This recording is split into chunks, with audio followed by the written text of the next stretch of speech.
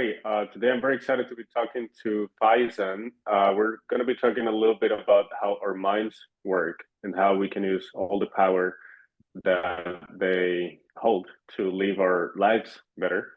And just a little bit of background, I've known Faizan for maybe 4 years now, a little bit more, a little bit less.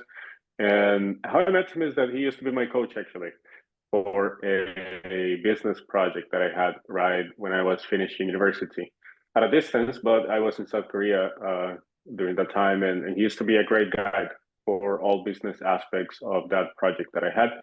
And ever since we kept in touch, and he's taught me a bunch of things about how our minds work and mental focus practices, among other things. And during the years, I've accumulated a bunch of questions that I thought would be relevant to ask today. So we've gathered online to talk a little bit about that. Welcome, Faizan. Thank you, Brandon. Thanks for hosting me today. And yeah, thank you. Very excited to have you. Sure. It's great being here online for this e-meet again. So I'm here. I'm all yours. Shoot your questions. I'll be glad to answer those for you. Okay, perfect. So maybe basics for anybody listening. What exactly is mind science?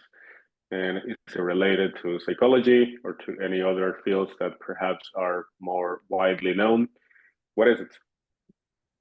Okay, as you said, let's just start with the basics. So what mind science is basically, just to explain the difference between mind and brain first. So, let's play it like the Legos, one by one. Brain is something that's solid, that's tangible, that's something physical. Mind is what? Mind is like, it's a set of emotions and interpretations that's more like connected to your feelings. Okay. Brain is the hardware part. And when we talk about mind, that is something that has your memories, that has your emotions, that has your interpretation, that has your beliefs connected to it. So mind science is like how we receive information, how we perceive information, how we process the information with our mind and with our emotions, and how do we respond to it.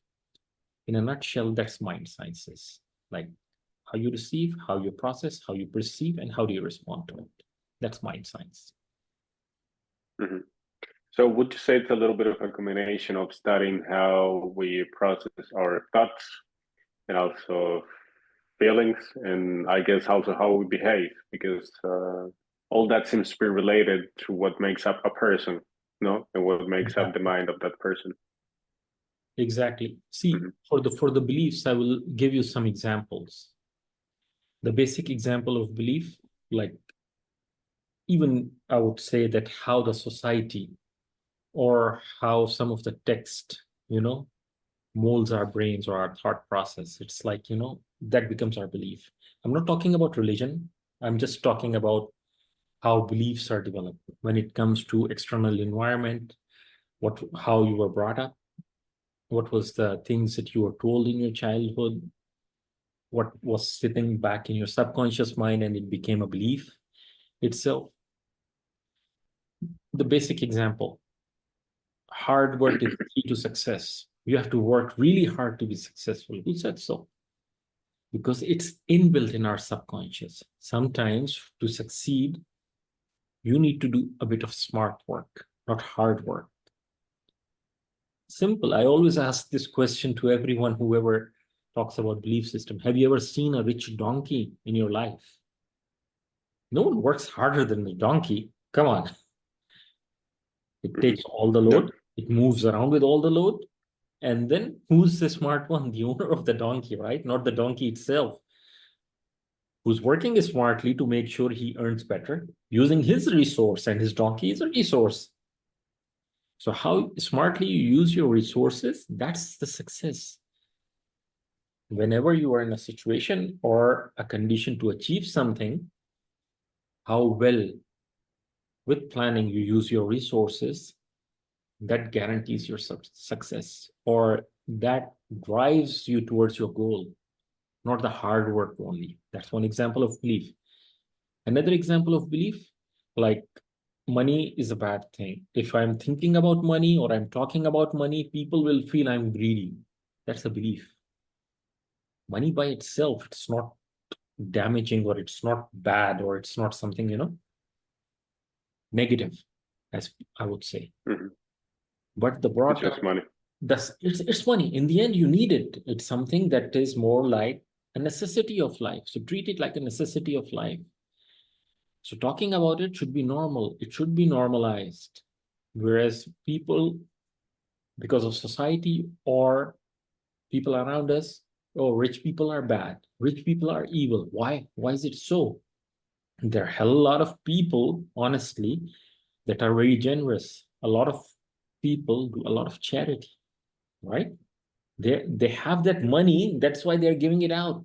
If they never had the money, their relationship with money was not positive, it was negative, then there would be no charity houses there, right?